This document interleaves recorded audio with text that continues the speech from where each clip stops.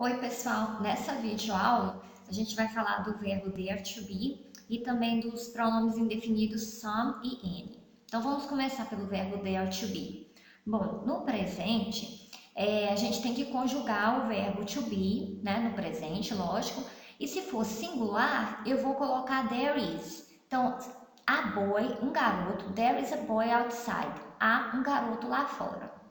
E se for plural, por exemplo, se eu estiver falando de alguma coisa no plural, como some seats, alguns assentos, eu vou falar que há alguns assentos left, sobrando ou de sobra.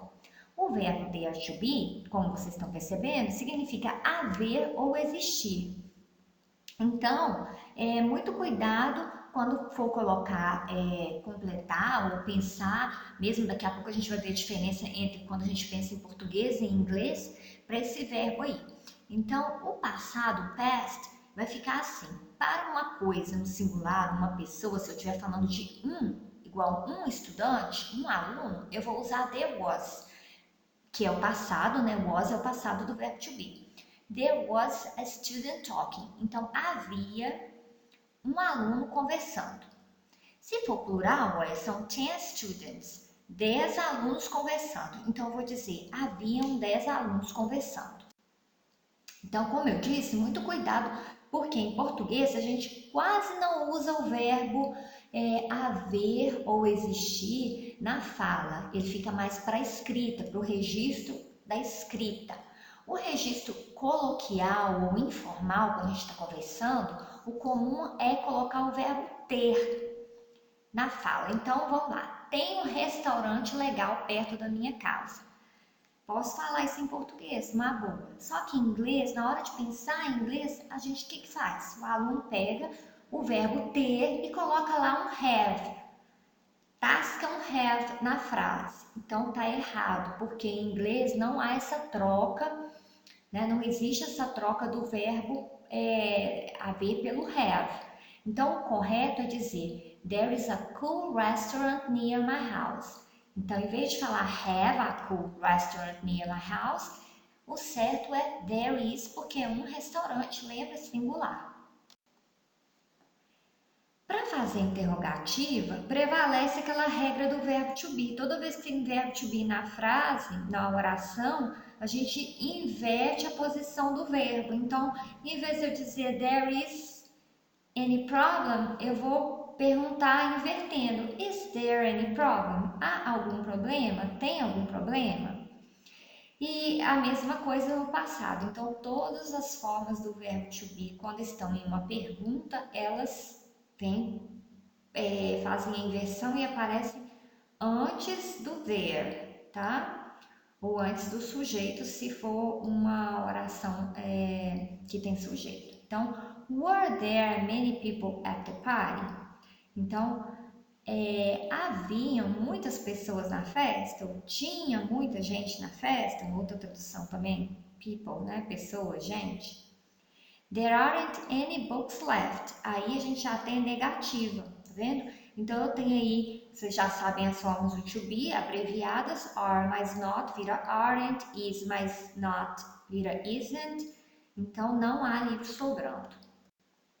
E atenção, nós podemos abreviar there is, vai ficar there's, mas não abreviamos there are, there was ou there were, ok? Não abreviem estas outras formas, apenas there is. Some. Bom, pronome indefinido some. Nós usamos some para alguns ou algumas. Em afirmativas. Então, I have some friends in Ipatinga. Então, eu tenho alguns amigos em Ipatinga. Eu não disse quem são os amigos, eu apenas usei um pronome indefinido. E tem que ser some para afirmativa.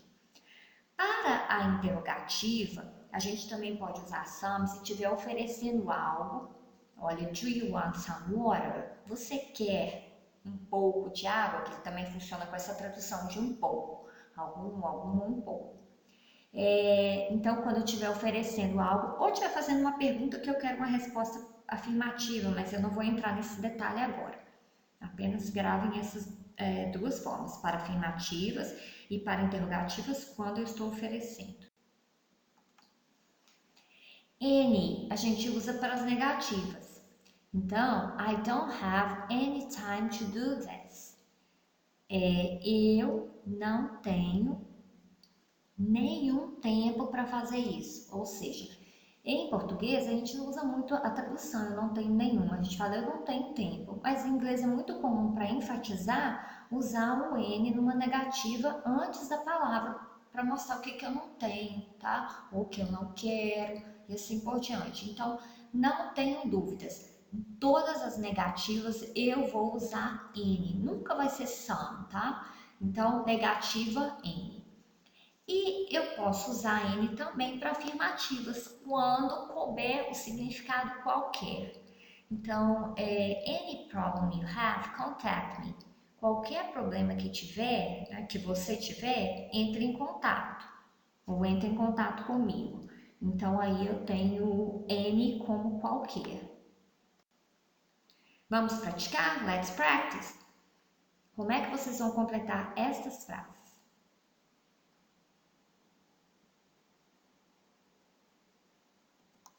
Ok?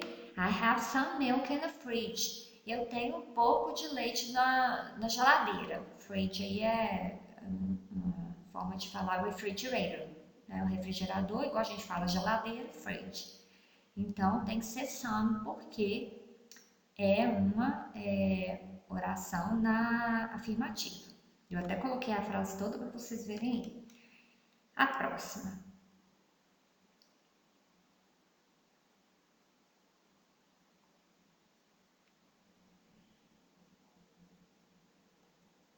N, uma pergunta, olha, você traz algum dinheiro para a escola?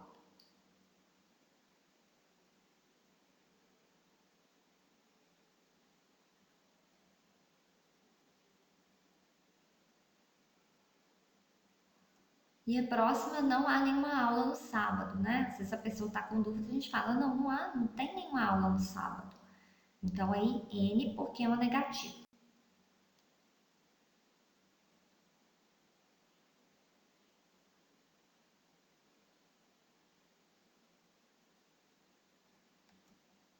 Estou oferecendo para a pessoa, você gostaria? O would aí, né, como like, forma o tempo verbal condicional em inglês, gostaria. Você gostaria de um pouco de água? Então, oferecendo usando some, sempre quando estiver oferecendo algo na pergunta.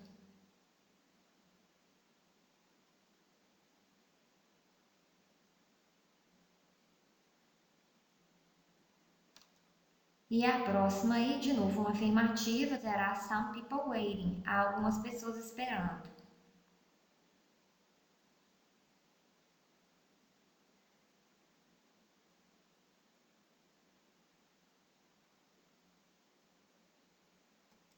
E agora, aquele caso que cabe a tradução qualquer. Ó. Se você tiver qualquer pergunta, né, me pergunte, ok? Então é isso.